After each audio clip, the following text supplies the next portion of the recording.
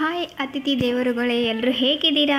I hope ಎಲ್ಲರೂ ಚೆನ್ನಾಗಿದ್ದೀರಾ ಅಂದ್ಕೊಂಡು ನೀವೆಲ್ಲರೂ ಚೆನ್ನಾಗಿರಲಿ ಅಂತ ದೇವರಲ್ಲಿ ಕೇಳ್ಕೊಳ್ತಾ, ನಾನು ಉತ್ತರ ಕರ್ನಾಟಕದ ಸ್ಪೆಷಲ್ ಇವತ್ತು ಜೋಳದ ರೊಟ್ಟಿ ಎರಡು ರೀತಿಯಲ್ಲಿ ಯಾವ ರೀತಿ ಮಾಡೋದು ಈಸಿಯಾಗಿ ತೋರಿಸ್ತೀನಿ. ನೋಡ್ಕೊಂಡು ಬರೋಣ ಬನ್ನಿ.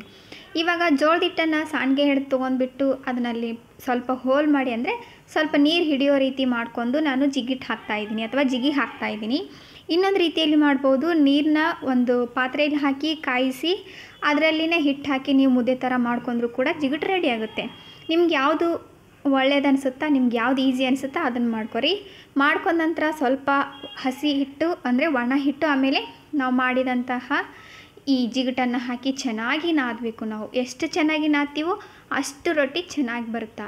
ರೊಟ್ಟಿ ತಿಂದವನು ಜಟ್ಟಿ ಅಂತ ಕರೀತಾರೆ, ಹೌದಲ್ವಾ? ಇದು ಗಾದೆ ಮಾತು ಯಾವಾಗಲೂ ಕೂಡ ಸತ್ಯವಾಗಿರುತ್ತೆ. ಸೊ ರೊಟ್ಟಿ ತಿಂದರೆ ಯಾವುದೇ ರೀತಿಯ ರೋಗಗಳಿದ್ರೂ ಕೂಡ ಕಣ್ಮರೆಯಾಗಿ ಹೋಗ್ಬಿಡ್ತವೆ. ಇದರಲ್ಲಿ ಆಯಿಲ್ ಇರಲ್ಲ, ಆಮೇಲೆ ಫೈಬರ್ ಜಾಸ್ತಿ ಇರುತ್ತೆ, ಪ್ರೋಟೀನ್ ಇರುತ್ತೆ. ಸೊ ಹಾಗಾಗಿ ನೀವು ಕೂಡ ಒಮ್ಮೆ ಟ್ರೈ ಮಾಡಿ ಬನ್ನಿ. ಇವಾಗ ನಾದಿದಂಥ ಹಿಟ್ಟನ್ನು ನಾನು ಎಳ್ಳು ಹಚ್ಚಿ ಮಾಡ್ತಾಯಿದ್ದೀನಿ. ಅಂದರೆ ಇದು ಗಟ್ಟಿ ರೊಟ್ಟಿ ಅಂತ ಕರೀತಾರಲ್ಲ.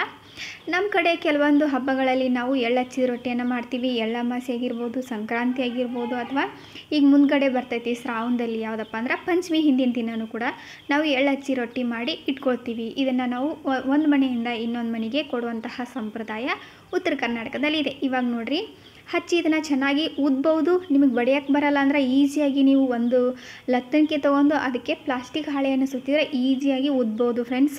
ಯಾವುದೇ ಹೋಟೆಲ್ಗೆ ಹೋಗಿ ಎಷ್ಟೆಷ್ಟು ದುಡ್ಡು ಕೊಟ್ಟು ರೊಟ್ಟಿ ತರೋ ಬದಲು ನೀವು ಕೂಡ ಇದೇ ರೀತಿ ಮನೆಯಲ್ಲಿ ಟ್ರೈ ಮಾಡಿ ಹೇಗೆ ಬಂತು ಅಂತ ನನಗೆ ಕಮೆಂಟ್ ಮೂಲಕ ತಿಳಿಸಿ. ಇವಾಗ ನೋಡಿರಿ, ಕರಿ ಎಳ್ಳು ಬಿಳಿ ರೊಟ್ಟಿ ಎಷ್ಟು ಚೆನ್ನಾಗಿ ಕಾಣಿಸುತ್ತಿಲ್ವ ಅಲ್ವಾ?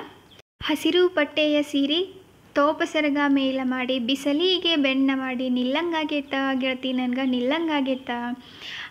ಆ ಹಾಡಿನಲ್ಲಿ ಒಂದು ಸಾಲು ಬರುತ್ತೆ ನೋಡ್ರಿ, ಎಳ್ಳ ಹಚ್ಚಿದ ರೊಟ್ಟಿ ಎಣ್ಣೆ ಬದನೆಕಾಯಿ ಕೆರೆದಂಡೆ ಮೇಲೆ ಕೂತ್ಕೊಂಡು ತಿನ್ನಂಗಾಗೈತ ಗೆಳತಿ ನನಗೆ ತಿನ್ನಂಗಾಗೈತ ಅಂತಾರಲ್ಲ, ಆ ರೀತಿ ನೋಡ್ರಿ ಎಷ್ಟು ಚೆನ್ನಾಗಿ ಎಳ್ಳು ರೊಟ್ಟಿ ಹಚ್ಚಿದ ರೊಟ್ಟಿ ರೆಡಿ ಆಯಿತು. ಇವಾಗ ನಾವು ಮನೆಯಲ್ಲಿ ಊಟಕ್ಕೆ ಮಾಡ್ಕೋಬೇಕಾದ್ರೆ ಮೆತ್ತಗಾಗಬೇಕು. ಮನೆಯಲ್ಲಿ ಸ್ವಲ್ಪ ವಯಸ್ಸಾದವ್ರು ಇರ್ತಾರೆ, ಮಕ್ಕಳು ಇರ್ತಾರೆ. ಮೆತ್ತಗೆ ಯಾವ ರೀತಿ ಮಾಡ್ಕೊಳೋದಂದ್ರೆ ಸ್ವಲ್ಪ ಜಾಸ್ತಿ ನೀರು ಹಚ್ಚಬೇಕು, ಬೇಗ ಹೊಳಿಸಿ ಹಾಕಬೇಕು, ಅಂದರೆ ನಮಗೆ ಮೆತ್ತಗಾಗುತ್ತೆ. ಇವಾಗ ನೋಡಿರಿ ಯಾವ ರೀತಿ ಉಬ್ಬುತ್ತಂದ್ರೆ ರೊಟ್ಟಿ, ನೀವು ಪೂರಿ ಉಬ್ದಂಗೆ ಉಬ್ಬುತ್ತೆ. ನೀವು ನೋಡಿರ್ಬೋದು, ನಾನು ಫಸ್ಟ್ ವಿಡಿಯೋ ಸ್ಟಾರ್ಟಿಂಗಲ್ಲಿ ಒಂದು ಕ್ಲಿಪ್ ಹಾಕಿದ್ದೀನಿ. ಎಷ್ಟು ಚೆನ್ನಾಗಿ ಉಬ್ಬಿ ಬರುತ್ತೆ ಅಂದರೆ ನೀವು ಮಾಡೋ ಮೆಥಡ್ ಮೇಲೆ ಬರುತ್ತಾ.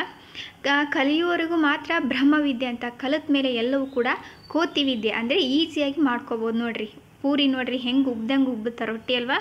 ಈ ರೀತಿ ಮಾಡಿಕೊಟ್ರೆ 4 ಜನ ಏನವ್ವ ಎಷ್ಟು ಚೆನ್ನಾಗಿ ರೊಟ್ಟಿ ಮಾಡ್ತಾಳ ಅಂತ ಹೊಗಳಿಕೆನೂ ಕೂಡ ಸಿಗುತ್ತೆ ಅಲ್ವೇನ್ರಿ? ಎಲ್ಲರೂ ಕೂಡ ನೀವು ಕೂಡ ಟ್ರೈ ಮಾಡಿ ಹೇಗೆ ಬಂತು ಅಂತ ನನಗೆ ಕಮೆಂಟ್ ಮೂಲಕ ತಿಳಿಸಿ. ನಾನಿನ್ನು ಯಾವ ರೀತಿಯ ವಿಡಿಯೋಗಳು ಬೇಕು ಅಂತ ನನಗೆ ತಿಳಿಸೋದನ್ನು ಮರಿಬೇಡಿ ಫ್ರೆಂಡ್ಸ್. ಇವಾಗ ಎಳ್ಳು ಹಚ್ಚಿದ ರೊಟ್ಟಿನೂ ರೆಡಿ ಆಯಿತು, ಎಳ್ಳು ಹಚ್ಚದೇ ಇರೋ ರೊಟ್ಟಿನೂ ರೆಡಿ ಆಯಿತು. ಬನ್ನಿರಿ ಹಂಗಾರೆ ಊಟ ಮಾಡ್ಕೊಂಡು ಬರೋಣ.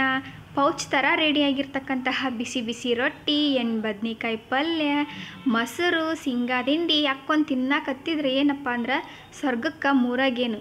Thank you. ಮತ್ತೊಮ್ಮೆ ಸಿಗೋಣ.